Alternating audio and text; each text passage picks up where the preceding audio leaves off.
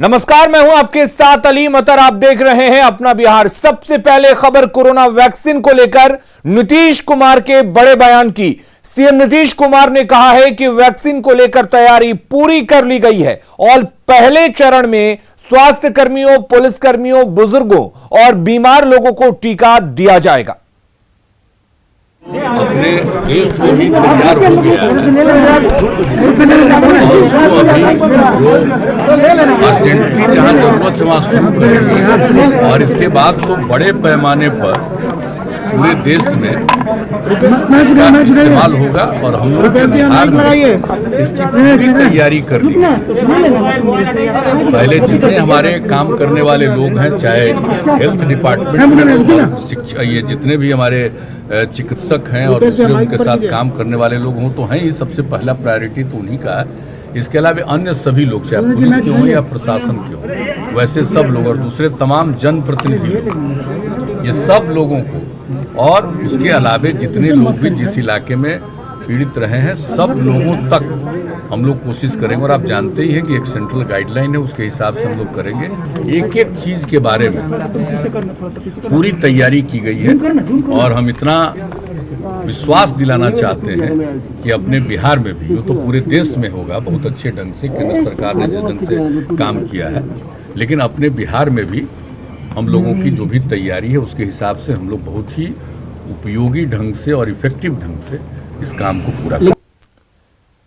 जल जीवन हरियाली दिवस पर सीएम नीतीश ने जन भागीदारी की अपील की। जन भागीदारी अभियान के शुरुआत के मौके पर सीएम ने कहा कि जल जीवन हरियाली अभियान के सफलता की जरूरत है, क्योंकि आबादी के हिसाब से प्राकृतिक संसाधन होने चाहिए। सत्ता में आया तो प्रजनन की दर में कमी लाई, लेकिन फिर भी जल जीवन हरियाली को अभी भी आगे बढ़ाने की जरूरत है। उन्होंने कहा कि लोगों को जागरूक करने की जरूरत है। लोक स्वास्थ्य प्रक्षेत्र पटना 2005 से काम करना शुरू किया। उसके बाद जब 10-11 में जब आया तो 10 करोड़ से भी ज्यादा, और अभी क्या, अभी 12 करोड़ से ज्यादा। तो तब जबकि हम लोगों ने इसके लिए भी प्रजनन दर को कम करने के लिए, और जो प्रजनन दर उस समय जब हम लोगों को काम करने का मौका मिला उस समय 4.3 था और अब घट करके 3.2 पर आया, तब भी ये स्थिति है। तो जो पुरानी स्थिति है उसके बारे में लोगों को एक जो परिचित है कि भाई हमारे यहां तो कभी जल का कोई संकट नहीं है, लेकिन बड़े पैमाने पर जल का संकट होता था और हरियाली के बारे में तो किसी को ध्यान नहीं था। और उसका कारण क्या था? बिहार और झारखंड एक था तो जंगल कितना बड़ा इलाका था, तो लोगों को कोई चिंता इस विषय पर थी नहीं। जब झारखंड अलग हो गया तब उसके बाद जो देखा गया और जब हम लोगों को काम करने का मौका मिला तो उस समय ही हमने पता करवाया। और सच पूछिए तो हरियाली के लिए जो अभियान चला है, ये जल जीवन हरियाली अभियान का ही अंग सिर्फ नहीं है, इसके पहले भी 2012 से ही हम लोगों ने शुरू कराया। आज का ये प्रसंग जो हमारा है वो बहुत बड़ा है। मैं माननीय अपने मुख्यमंत्री जी को विशेष करके बहुत बहुत धन्यवाद देना चाहती हूँ कि जिन्होंने एक आईना पेश किया पूरे विश्व, भारत क्या पूरे विश्व में किया कि हम अर्लियर जो दोहन हो रहा है प्राकृतिक का, इस दोहन को कैसे रोका जाए। आज दोहन के कारण ही अगर हम देखें तो केदारनाथ का इतना बड़ा हादसा जो भूकंप आया, और इस तरह से बहुत सारे हमारे बीच में आपत्ति, बहुत सारे जो है तरह का हमें दुख झेलना पड़ रहा है, या आज हम कहें कि जो सांस भी ले रहे हैं वो भी प्रदूषित हो रहा है। ये जिस तरह का अभियान है, जिस तरह का कार्यक्रम है, कि अगर आम लोगों की इसमें भागीदारी नहीं होगी तो यह कार्यक्रम पूर्ण रूप से सफल या पूर्ण रूप से अपने लक्ष्य और उद्देश्य को प्राप्त करने में सफल नहीं हो सकता है। जब हम याद करते हैं पौराणिक काल को, आपने पढ़ा होगा कि भगवान बुद्ध को भी ज्ञान की प्राप्ति वृक्ष के नीचे ही हुई थी। और जो हमारी सांस्कृतिक विरासत रही है, जो हमारी सांस्कृतिक अवधारणा रही है, उसमें भी वृक्षों के महत्व को, प्रकृति के महत्व को बताया गया है।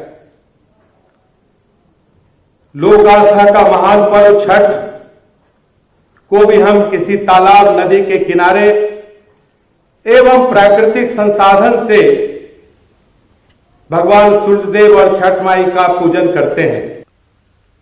और जल जीवन हरियाली कार्यक्रम के दौरान आज एक बेहद ही दिलचस्प तस्वीर सामने आई। कार्यक्रम के लिए सीएम नीतीश के लिए कुर्सी लगाई गई थी जो अन्य मंत्रियों की तुलना में थोड़ी बड़ी थी। सीएम की जब इस पर नजर पड़ी तो उन्होंने इसे बदलने के लिए कहा। उन्होंने अपनी कुर्सी बदलवा दी और छोटी कुर्सी पर बैठ गए। हम आपको दो तस्वीरें दिखाते हैं। पहली तस्वीर सीएम के कार्यक्रम में पहुंचने के तुरंत बाद की है जब वो बड़ी कुर्सी पर बैठे थे, लेकिन जब उनकी इस पर नजर पड़ी तो उन्होंने छोटी कुर्सी मंगाई। श्री अरविंद कुमार चौधरी जी।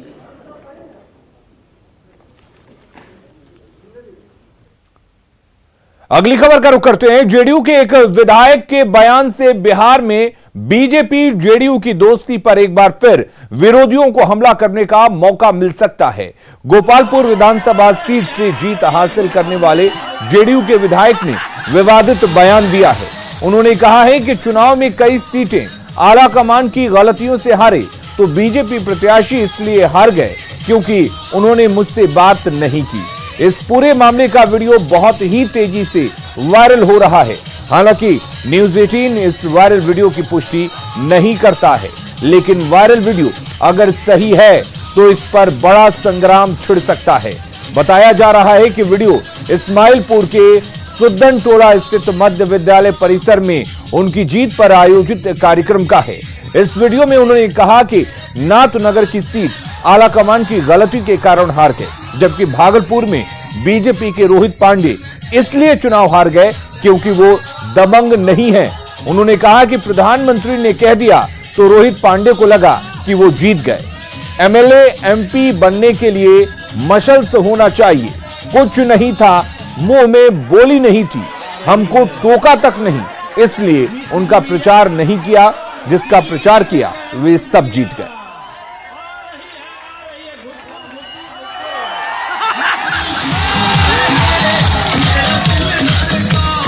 सातों का सातों विधानसभा हम जीत देंगे मुख्यमंत्री जी। मैं ये कहा था भाई 100 प्रवक्ता उच्च विद्यालय में मैंने कर दिखाया। अगर सीट लूट किया है नाथनगर का आला कमान के गलती के कारण, अगर सीट लूट किया है भागलपुर का वो पांडे रोहित पांडे वो प्रधानमंत्री मंच पर हमको टोका नमस्कार नहीं किया, उसका प्रचार है। बाकी तिरुपति में ललन पासवान का मैंने प्रचार किया, कहलगांव में पवन यादव का प्रचार किया और सुल्तानगंज में मैंने ललित प्रोफेसर का प्रचार किया और यहाँ पर तो शैलेंद्र का प्रचार किया। हम तो अपने प्रचारक थे और हार गया भागलपुर तो भाजपा का खरीदा हुआ सीट हार गया। उनको रोहित पांडे को घमंड हो गया, प्रधानमंत्री का जीतिए गया, हमको टोका तक नहीं। मेरे रोहित पांडे कौन है? वैसा कहीं ब्राह्मण होता है, टिक लहरा नाटा ऐसा काला ऐसा इतना बड़ा टिक, मुंह में बोल नहीं, कोई कमाल नहीं। अरे चाहिए एमएलए बनने के लिए, एमपी बनने के लिए दमक मसल होना चाहिए ना, लेकिन कुछ नहीं था, मुंह में बोल नहीं था, कभी उनको टोका नहीं, उसका प्रचार ही नहीं किए। प्रचार कैसे करते थे? आप लोगों को विश्वास होना चाहिए। हम अपना आदमी उसी इलाके से उठाते थे मोटरसाइकिल से, कहते थे फलाने भगवान से हमको बात कर। और अब बात गोहिल की आला कमान से गुजारिश की।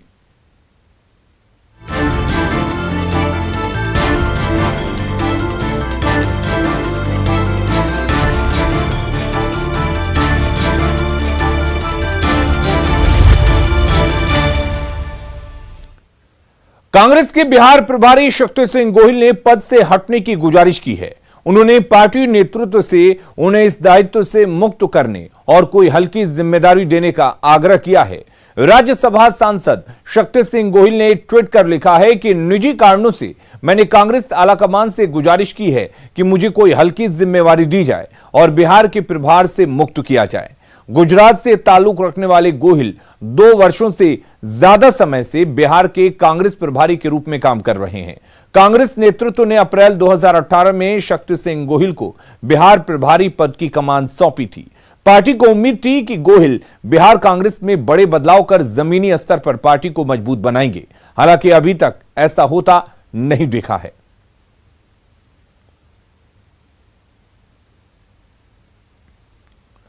और इस पर एनडीए ने कहा है कि कांग्रेस अपना जनाधार खो चुकी है, ऐसे में नेता क्या करेंगे। वहीं आरजेडी और जेडीयू ने स्वास्थ्य कारणों को इसके पीछे की वजह बताया।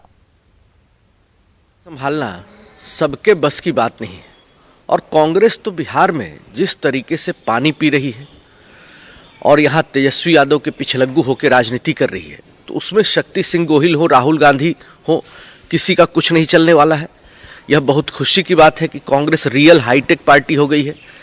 अब सोशल मीडिया पर ही वहाँ जिम्मेदारी लेने देने और जिम्मेदारी से मुक्त करने की बात होने लगी है। ठीक है, जितने भी महागठबंधन के नेता केवल ट्वीट करते हैं फिर सो जाते हैं, क्योंकि पब्लिक में इनको जाना नहीं है, पब्लिक से कोई मतलब नहीं है, उनके दुख दर्द को बांटना नहीं है।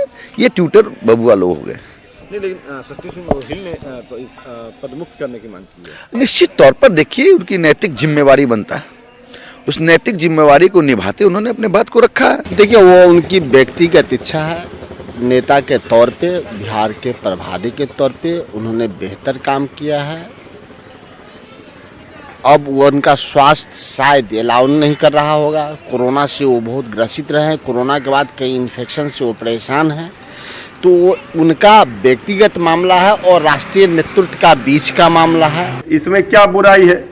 अगर उस स्वास्थ्य कारणों से बड़ी जिम्मेवारी नहीं संभाल पा रहे हैं और वो चाह रहे हैं कि हमें दूसरी कोई छोटी जिम्मेवारी दी जाए, तो ये किसी को भी अधिकार है। और शक्ति सिंह गोहिल के कांग्रेस के बिहार प्रभारी पद छोड़ने की इच्छा पर बीजेपी ने तंज कसा है। राज्यसभा सांसद राकेश सिन्हा ने कहा कि बिहार कांग्रेस में सांप सीढ़ी का खेल चल रही है। जिस पार्टी का संगठन, नेतृत्व और विचारधारा तीनों ही लुप्त हो चुका हो, सिर्फ साइन बोर्ड के आधार पर कांग्रेस पार्टी कार्य कर रही है, तो इस साइन बोर्ड पार्टी में कोई व्यक्ति संगठन का प्रभारी बनकर कुछ करने की स्थिति में नहीं है। नए साल में पर्यटकों को लुभाने के लिए पर्यटन विभाग ने ढाबा कॉन्सेप्ट की तैयारी कर रखी है। यानी बिहार में ढाबा पर्यटकों की संख्या बढ़ाएंगे। बिहार में पर्यटकों को लुभाने के लिए पर्यटन विभाग की इस योजना पर पर्यटन मंत्री जीवेश कुमार मिश्रा से खास बातचीत की संवाददाता आनंद अमृतराज ने। इस वक्त हमारे साथ मौजूद है बिहार के पर्यटन मंत्री जीवेश कुमार, जो नए साल में नया विजन लेकर आए हैं। क्या है वो विजन, जानते हैं सीधे। सर, बिहार में पर्यटक बहुत बड़ी संख्या में आते हैं, लेकिन वो उन्हें सहूलियत नहीं मिलती है। आने वाले समय में पर्यटक भी बढ़े और उन्हें सहूलियत भी मिले और बिहार का राजस्व का फायदा भी हो, इसके लिए क्या कुछ कर रहे हैं? बिहार में पर्यटकों की अभी अपार संभावना है। जितने आ रहे हैं, हम समझते हैं कि आने वाले दिनों में, बहुत कम समय में, मेरा अनुमान है ये 2 गुना हो जाएगा।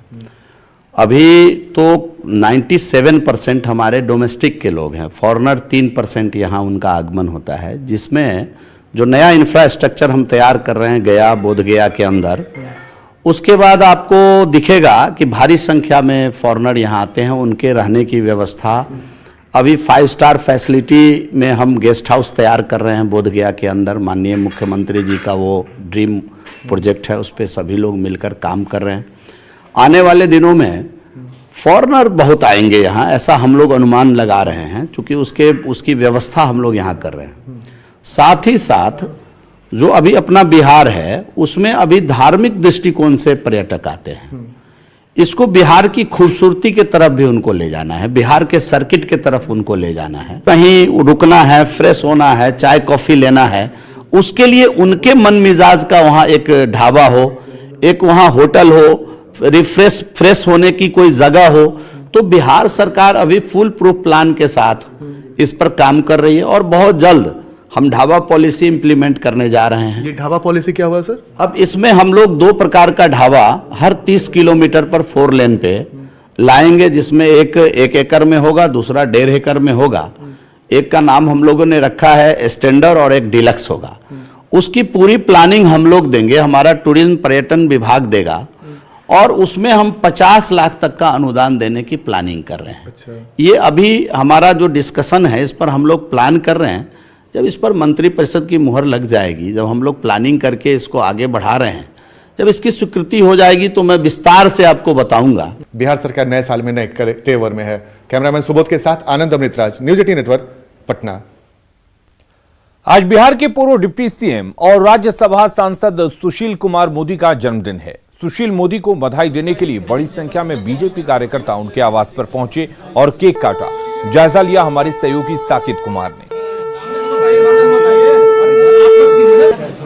आज सुशील मोदी का जन्मदिन है। यहाँ देखिए जो बीजेपी के नेता और कार्यकर्ता हैं वो भारी संख्या में यहाँ पर सुशील मोदी के आवास पर पहुंचे और यहाँ पर केक काटकर उनका जन्मदिन मनाया जा रहा है। देखिए सभी बीजेपी के कार्यकर्ता और नेता इस दिन को सेलिब्रेट कर रहे हैं और सुशील मोदी का जन्मदिन मना रहे हैं। यहाँ पर आप देखिए लगातार काफी भीड़ सुबह से ही यहाँ पर आज जन्मदिन के मौके पर सुशील मोदी के जो आवास है वहाँ पर दिख रहा है और सभी नेता उत्साहित हैं। सभी ने केक काट कर यहाँ पर मोदी का जन्मदिन मनाया है। सभी जो बीजेपी के कार्यकर्ता और नेता हैं वो यहाँ पर जन्मदिन के मौके पर सुशील मोदी के सामने यहाँ पर जुटे हैं। हम एक बार कोशिश करते हैं नेताओं से बात भी करें कि क्या कुछ ये कहना चाह रहे हैं। यहाँ पर देखिए काफी संख्या में है चूंकि नेता और भीड़ भी काफी है। यहाँ पर नया रूप दिखाया है और इनके बिना बिहार में विकास एकदम अधूरा है। हम सब इनके मंगल जीवन की कामना करते हैं, ईश्वर से मनाते हैं कि ये स्वस्थ रहे, चिरायु रहे और बिहार के विकास के लिए सदैव काम करते रहे। हम सब मिलकर एक बार फिर से बोलिए भारत माता की। आज हम लोग को काफी खुशी है कि आज हमारे नेता प्रेरणा स्रोत का जन्म दिवस है। आज पूरे कार्यकर्ता पूरे बिहार में काफी उल्लास है कि हमारे नेता का जन्म दिवस। हम लोग चाहते हैं कि ईश्वर लंबी और स्वस्थ इनको रखे ताकि ये बिहार की सेवा करते रहें। बिल्कुल, तो कार्यकर्ता जो है पार्टी के वो उत्साहित है और यहाँ पर आप देखिए केक काट कर सुशील कुमार मोदी का जन्मदिन बीजेपी के कार्यकर्ताओं ने मनाया है। कैमरा पर्सन सुबोध के साथ साकिब कुमार, न्यूज 18 पटना। सीएम नीतीश की हौसला अफजाई के बाद बेतिया के चनपटिया के कामगारों में उत्साह है। स्टार्टअप जोन में कामगारों ने काम की रफ्तार बढ़ा दी है। सीएम के जाने के बाद अब तक करीब 9 लाख रुपए के सामान की बिक्री हो चुकी है।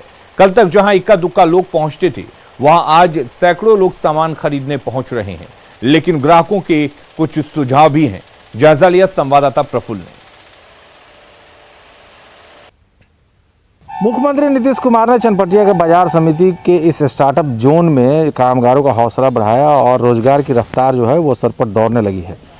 और अभी मैं खड़ा हूँ चनपटिया के इसी बाजार समिति में जहाँ स्टार्टअप जोन है, जहाँ पे 48 तरह के सामान बनाए जा रहे हैं और जो बाहर से कामगार आए थे वो काम कर रहे हैं।